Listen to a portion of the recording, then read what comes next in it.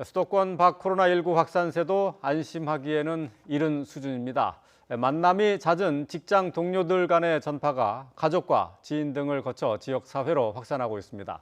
요양병원이나 종교시설을 통한 집단 감염 여파도 이어지고 있습니다. 취재기자 연결해서 자세히 알아봅니다. 김민성 기자. 네, 전국구입니다. 네, 먼저 부산 상황부터 살펴보죠. 감천항 항운노조 관련 확진자가 40명을 넘어섰죠? 예, 그렇습니다. 감천항 항운노조 관련 확진자는 어제까지 모두 42명으로 집계됐습니다. 직원이 26명이고 가족 등 접촉자가 16명입니다. 부산 항운노조 감천지부 조합원은 주로 러시아 냉동 운반선에서 하역 작업을 하는 노동자인데요. 감염이 러시아 선박에서 시작했는지 아니면 지역사회를 통해 노조 내부로 들어온 건지 아직 불분명한 상황입니다.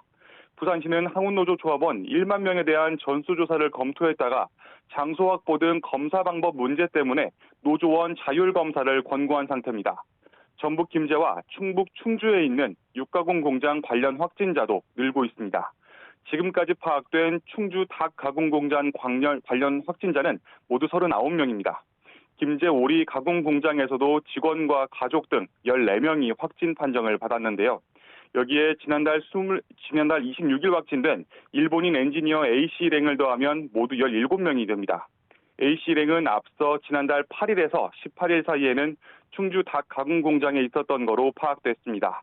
방역당국은 그러나 현재로서는 두 공장에서의 집단 감염 시작점을 이 A씨 일행으로 특정할 수는 어렵다고 밝혔습니다. A씨와 그의 통역사는 지난 7일 인천공항을 통해 입국했는데요. 입국 당시 진단검사에서 음성 판정이 나왔고 한일 기업인 특별 입국 절차에 따라 자가격리를 하지 않고 국내 체류 중이었습니다. 종교시설과 요양병원에서의 전파도 이어지고 있죠? 네, 먼저 종교시설 관련 확산세부터 짚어보겠습니다. 질병관리청에 따르면 현재까지 전국 시도에서 보고된 IM 선교회 관련 확진자는 모두 379명입니다.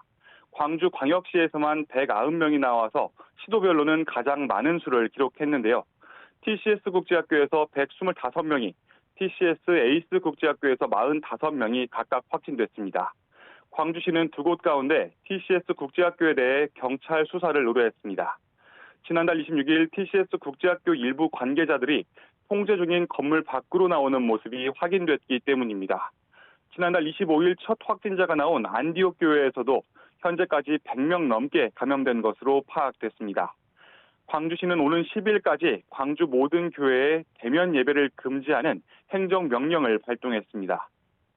요양병원 내 감염 사례도 계속 늘고 있습니다. 집단 감염이 발생한 부산 금정구 부곡요양병원에서 지금까지 모두 83명이 확진 판정을 받았습니다. 부곡요양병원 내 교차 감염을 막기 위해 병원 전체를 동일 집단, 즉 코호트 격리했는데요. 확진자는 대부분 3층 병동에서 나오고 있습니다. 지금까지 전국부에서 YTN 김민성입니다.